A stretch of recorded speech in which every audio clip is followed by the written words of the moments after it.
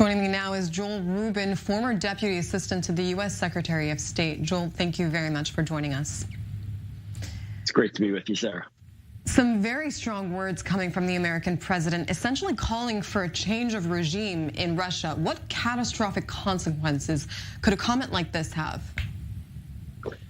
Well, it was a great speech, and President Biden laid out very clearly that this is a choice. This is a moment for every country to decide who are they on, whose side are they on, democracy or autocracy. And so the president, he got into the speech. It was probably the most animated speech I've seen him give since he won the South Carolina primary a couple of years ago on his way to the Democratic nomination. Very fiery, very emotional, and clearly making a point that with Vladimir Putin running Russia, Russia is not going to be welcomed back into the community of nations. And so that was an exclamation point on a very impressive week of diplomacy where we see a unity of purpose now against Russia on Ukraine.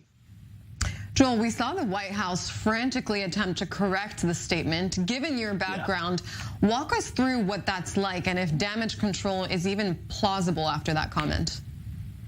Yeah, I think, frankly, the team around the president, they understand that he is the kind of leader who likes to ad-lib, and he knows his own mind. He was in the Senate as a leader for nearly 4 decades and was vice president. So no one's going to script Joe Biden. And I think for them, they want to make sure they're clear that from a policy perspective, America doesn't have a regime change policy towards Russia right now. That's not where the Europeans are. That's not where the American public is. But he also did make clear that he has a viewpoint on Vladimir Putin staying in power. And I think for the White House, trying to finesse that it's challenging, certainly. But they also understand that with this president, they have a moral leader and someone who's going to speak the truth as he sees it.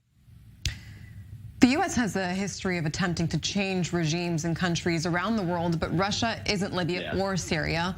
A remark like this will not go unnoticed by Russia. What response can we expect? No. Yeah, no, you're right. And it's not Iraq. A regime change in this country is a toxic term. Both parties, frankly, don't want to touch it. Donald Trump even argued against it when he ran for office. So I think for us here politically, it's the kind of thing that people have to watch out for. In any context.